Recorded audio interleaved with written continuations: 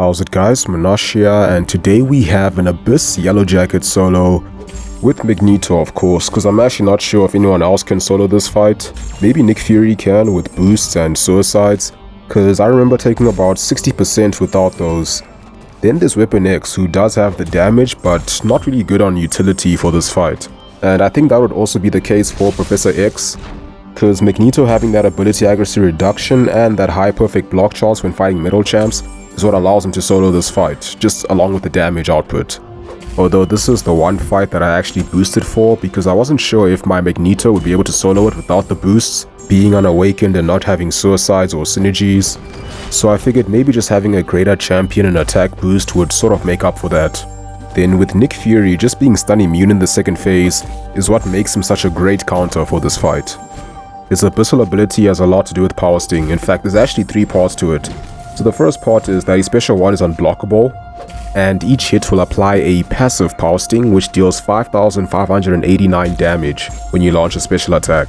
And these power stings last for just 3 seconds. Then the second part of his abyssal ability is with the special 2, where basically whenever he launches it, will apply a passive power sting on you, which lasts for 45 seconds, and when you use a special attack it will deal 7,622 damage.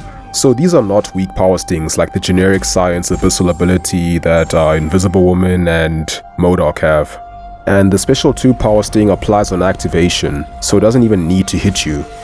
Then the third part of his abyssal ability is the nice part. So while he is above 2 bars of power, he becomes power locked. Although he also has a high chance to throw special attacks, and each time he throws one he gets a refund of 5% off of the cost of using his special attacks.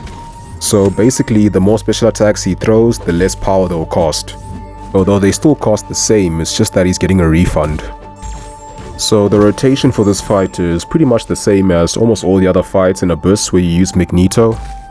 So first you want to parry heavy your way to the special 2 to apply that armor break. Then you're gonna start using special 3s and keep on refreshing the armor break with the prowesses. And unlike fighting the Abyss tech champs or the other science champs like Invisible Woman and MODOK, you don't actually need the armor break to do this fight, but it is required if you want to solo this fight. It does increase your damage quite significantly because it's gonna be there throughout the fight. For me it's pretty standard, but I still see a lot of people who just ignore it and don't use the special 2 at all, which I just don't get, because I thought people would know by now after all the Abyss videos I've made with Magneto. So the rotation is pretty standard, but the strategy is going to be slightly different for this fight. You're going to be holding block quite a lot just to prevent him from throwing those special attacks, especially the special 2 because that does apply that passive power sting, whether it hits you or not. Magneto does have 70% ability accuracy reduction which can prevent it, but of course that's not guaranteed. And when he gets the skirmish charges, his ability accuracy basically doubles. At that point you can't really bypass it, so holding block and reparrying is the way to go.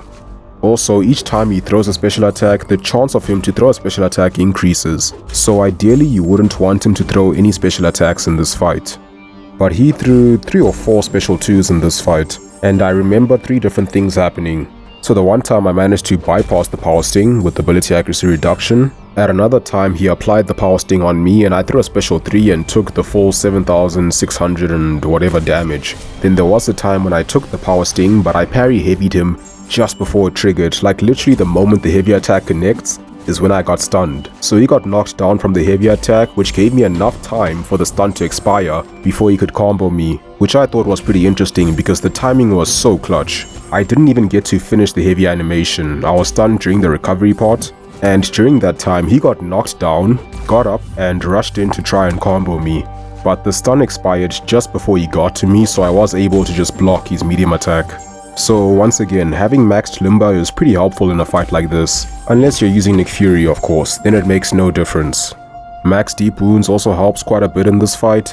Then I just had 1 point in assassin, max glass cannon, and yeah, just the usual stuff.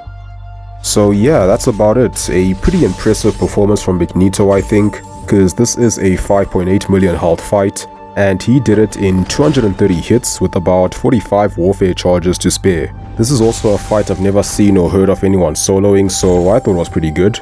But yeah, that's gonna be me for this video. I hope you guys found it interesting, but as always, thank you for watching, have a wonderful day, and I'll see you soon.